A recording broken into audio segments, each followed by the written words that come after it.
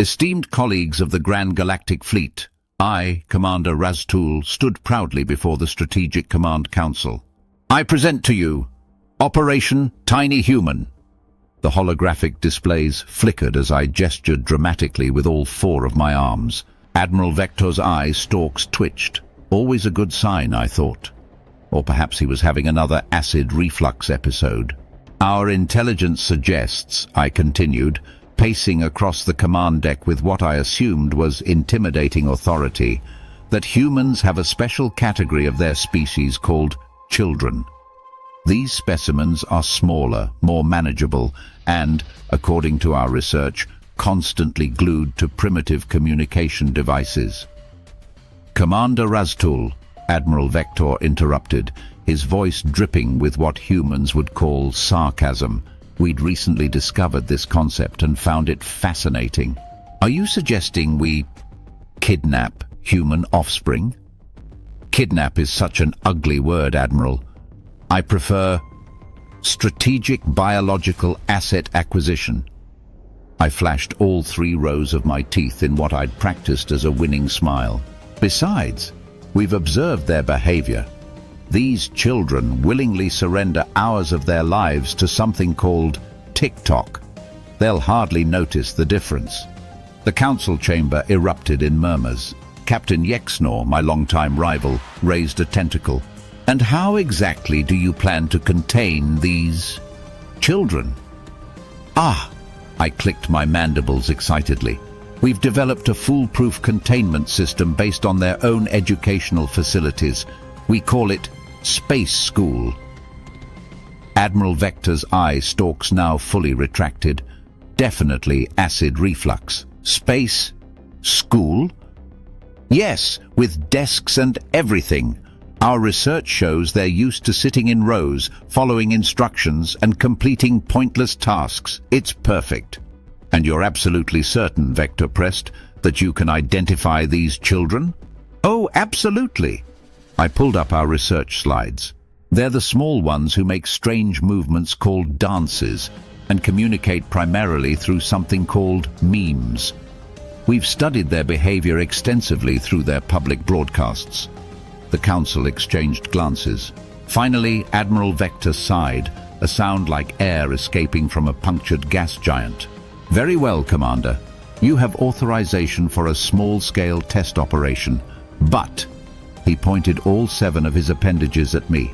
If this goes wrong, you'll be reassigned to analyze methane emissions on Uranus. Trust me, Admiral, I said confidently, already imagining my inevitable promotion. What could possibly go wrong? Our cloaked ship hovered over what our intelligence identified as a primary education center, though the sign read Roosevelt High School. Clearly humans had a strange concept of height measurements. Target acquired, Lieutenant Crix whispered, adjusting our scanning equipment. Large concentration of small humans detected, though some appear larger than others.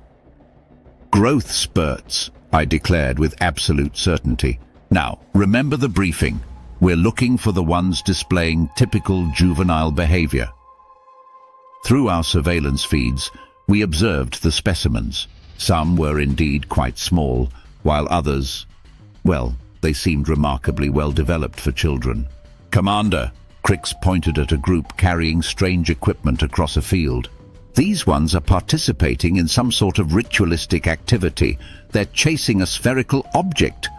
Perfect, I exclaimed. Clearly these are the less developed ones, still learning basic motor skills. Mark them for acquisition. But sir, Crix hesitated, some of them appear to be quite athletic. Nonsense. Look at their behavior. Making strange sounds, engaging in incomprehensible social rituals, wearing matching uniforms. Textbook children. As we watched, one of them performed an impressive maneuver with the sphere, causing the others to emit high-pitched vocalizations. See, I nodded sagely. Classic immature behavior. Prepare the tractor beam. The extraction went surprisingly smoothly. If you don't count the minor issue of our tractor beam getting tangled in something called a goal post. We managed to secure 18 specimens, all wearing identical blue and white uniforms. "Commander!" Our chief scientist, Dr. Maz, peered at the containment chamber's monitoring screen. "Are you certain these are children? The tall one just asked about college applications." "Obviously a primitive learning ritual," I waved dismissively. "Now, prepare the orientation presentation." The specimens were gathered in our carefully recreated classroom environment. I approached the front, ready to assert our authority. "Greetings, tiny humans. I am Commander Raz'tul of the—" "Oh my God! Sarah, are you recording this?" One of the specimens had already pulled out a communication device. "This is literally going to go viral." "Please remain seated," I continued, slightly flustered. "You are now part of a grand scientific—" "Wait!" Another one interrupted. "Are those tentacles? This is giving me major hentai vibes." "Silence!" I thundered, using my most authoritative voice. "You will comply with—" "Bestie," the one called Sarah stepped forward, device aimed at me. "Could you say that again? The lighting was bad for my TikTok." This was not going according to protocol. Day 3 of our observation, and things were not ideal. The specimens had somehow managed to 1. Convert our atmospheric regulation system into something called a vibe zone. 2. Teach our security AI to speak in something called Gen Z slang. 3. Organize a space prom in the quantum physics lab. "Commander," Lieutenant Crix approached me, looking disturbed. "The specimens are— they're—" "Spit it out, Lieutenant."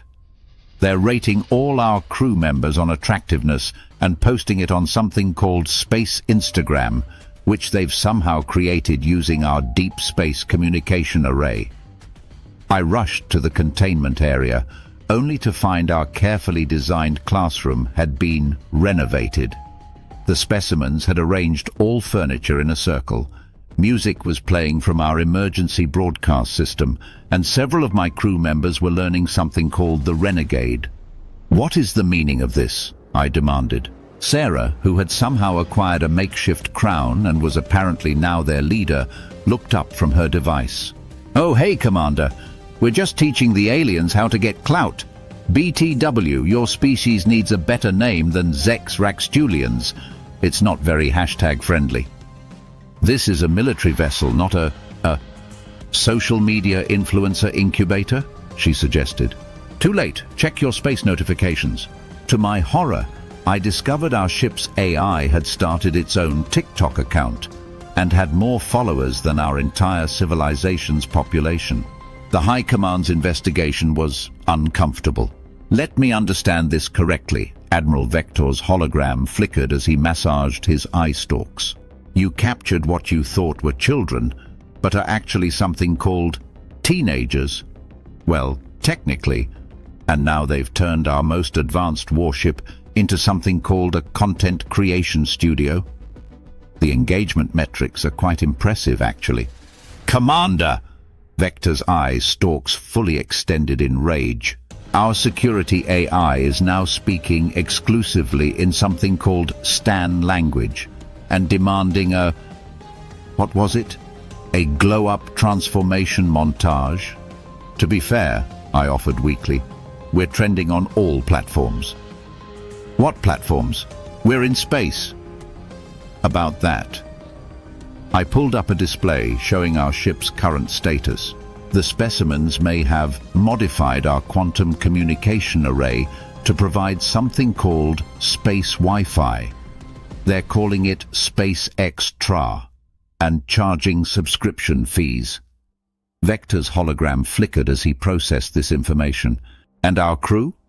Most have become influencers. Lieutenant Crix's makeup tutorials using bioluminescent algae are particularly popular." The situation deteriorated rapidly after that. Our crew, exposed to something called clout culture, began neglecting their duties in favor of creating content. The ship's corridors echoed with phrases like, "Don't forget to like and subscribe to my xenobiology channel." "Welcome back to Cooking with Aliens. Today we're attempting Earth ramen. What's up, space fam?" Today we're doing the gravity chamber challenge. But the real crisis came when Sarah introduced something called pranks. Commander! Lieutenant Crix burst into my quarters. The specimens they've... What now? They've rickrolled the entire ship's computer system. Every screen, every communication channel. I rushed to the bridge, only to be greeted by an Earth male with distinctive red hair, dancing and singing about never giving up. It was playing everywhere. Turn it off, I commanded. We can't, Crix wailed. They've encrypted it with something called meme logic. The AI says it's too powerful to overcome. In the midst of this chaos, our sensors detected approaching vessels. Earth vessels. Finally, I sighed in relief. Their military has arrived to negotiate. The main screen flickered to life, showing a fleet of identical white vehicles. Commander? Crix checked the readings. Those are minivans. The leader of the Earth fleet was terrifying. She wore what Sarah identified as mom jeans and carried something called a Starbucks cup. So, Mrs. Thompson said, her smile not reaching her eyes, you thought it was appropriate to abduct the entire varsity soccer team? We thought they were children, I offered weakly. Oh, honey, she took a sip from her cup. You have no idea what you've gotten yourself into. Do you know how many fundraisers we had to reschedule? Behind her, an army of similarly equipped humans nodded in synchronized disapproval. But we're an advanced alien civilization, I protested. We have quantum weapons, plasma cannons. That's nice, dear. I have a PTA meeting in an hour, and Trevor has violin practice at 5, so here's what's going to happen. What followed was the most efficient and terrifying negotiation I've ever witnessed. Within minutes, Mrs. Thompson had 1. Organized a parent-teacher conference in our command center. 2. Started a sign-up sheet for an alien-human cultural exchange program. 3. Convinced our chef to provide gluten-free options in the cafeteria. The negotiations were held in our conference room, now decorated with live, laugh, love signs. Mrs. Thompson insisted it would brighten up the space. Principal Martinez sat across from me, reviewing our incident report with an expression I'd seen on Admiral Vec'tor's face many times. So, he said, looking over his glasses, you decided to abduct my students because we thought they would be easier to study than adult humans. Even I could hear how bad it sounded. I see, he made a note. And it didn't occur to you to, say, establish diplomatic relations, submit a proper field trip request form. Mrs. Thompson, who had somehow reorganized our entire filing system in the background, chimed in. We'll need liability waivers, of course, and permission slips for any future intergalactic travel. But we're space conquerors, I protested. We don't do paperwork. Every parent in the room fixed me with the look. I suddenly understood why humans had become the dominant species on their planet. The formal surrender ceremony was unconventional.